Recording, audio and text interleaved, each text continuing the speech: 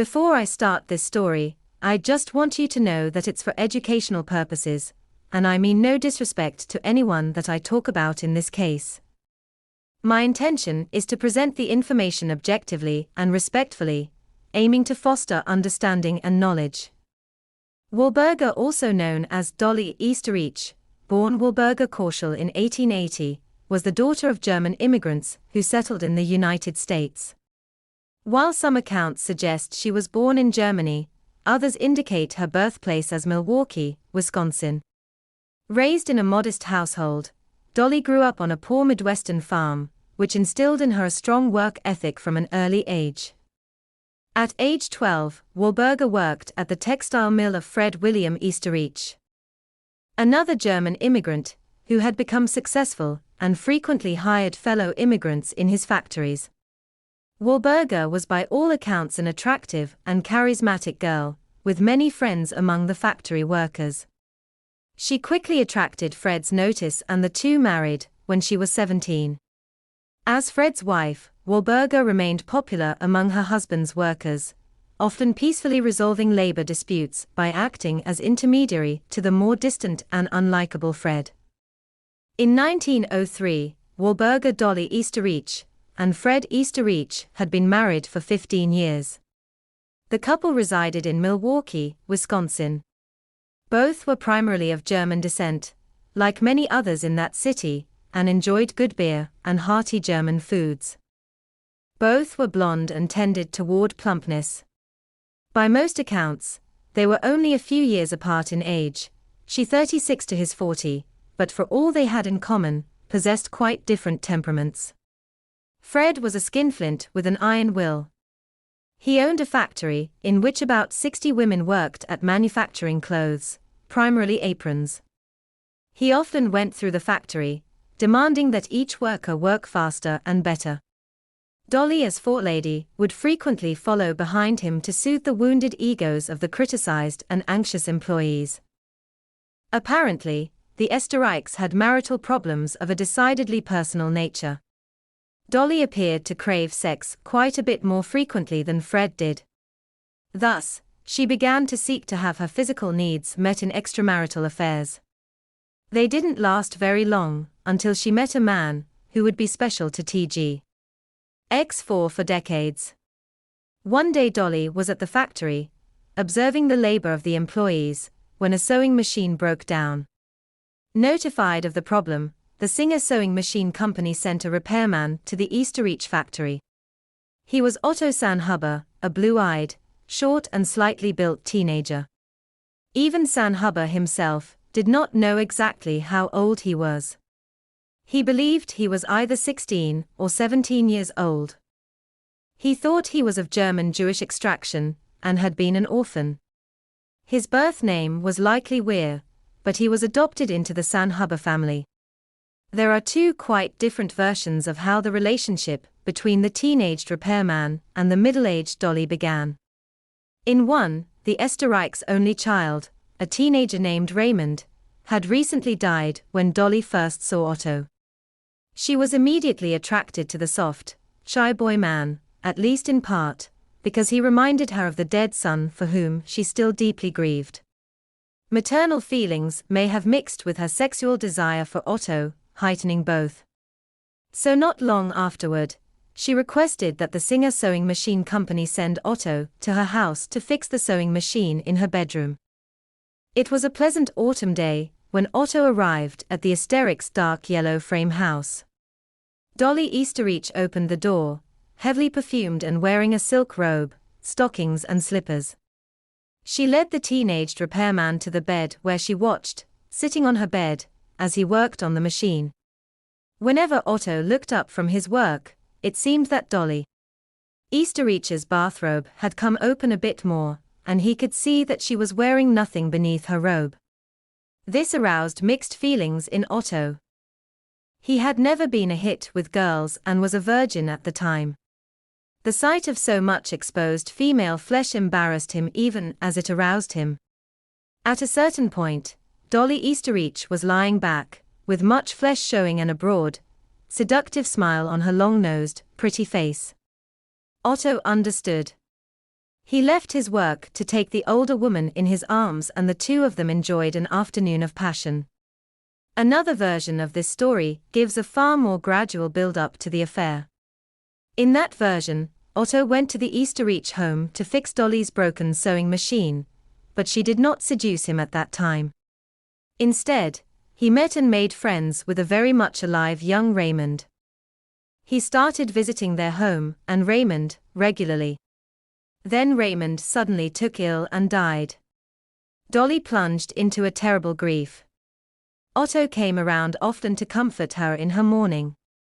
The two grew closer until romantic and sexual passion blazed. For the next 3 years, factory forelady and repairman carried on their secret love affair. Sometimes Dolly met Otto at his boarding room, and on other occasions they frequented a hotel. Usually, Otto visited Dolly when she stayed home from the factory, pretending to be ill, or her husband was out for the night at a lodge meeting. Despite their affluence, the Oesterreichs had no servants, and that made it easier for the clandestine lovers. Dolly Oesterreich and Otto Sanhuber made a lively pair. Otto claimed that the two once made love no less than 8 times in a single, ecstasy-filled day. However, things could not go on as they were indefinitely. A neighbor began noticing the frequency of young Otto's comings and goings and mentioned them to Fred Oesterreich.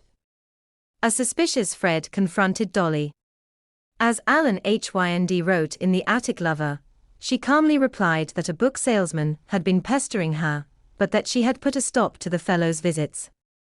The apron manufacturer seemed to be satisfied.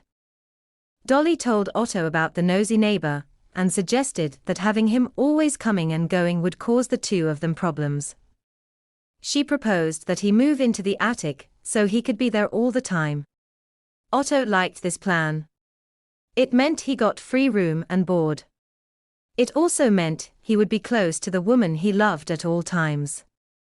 He would have to quit his work as a repairman, but he didn't care. The young man had long nursed a dream of being a writer, and this arrangement would give him the time he needed to work on that skill. The attic was cleaned up and furnished with an oil lamp, a comfortable mattress and a chamber pot. Otto brought reading material, as well as a pencil and paper, into his new home. During the day, Otto did household chores, sweeping floors, dusting, washing dishes, peeling vegetables and performing various domestic duties. On nights when the Oesterreichs went out as a couple, or Fred Oesterreich was out by himself, Otto could leave his secret place for a bit of evening exercise. Dolly put a padlock on the door to the attic, and carried the key herself, so Fred would not be able to slip up there.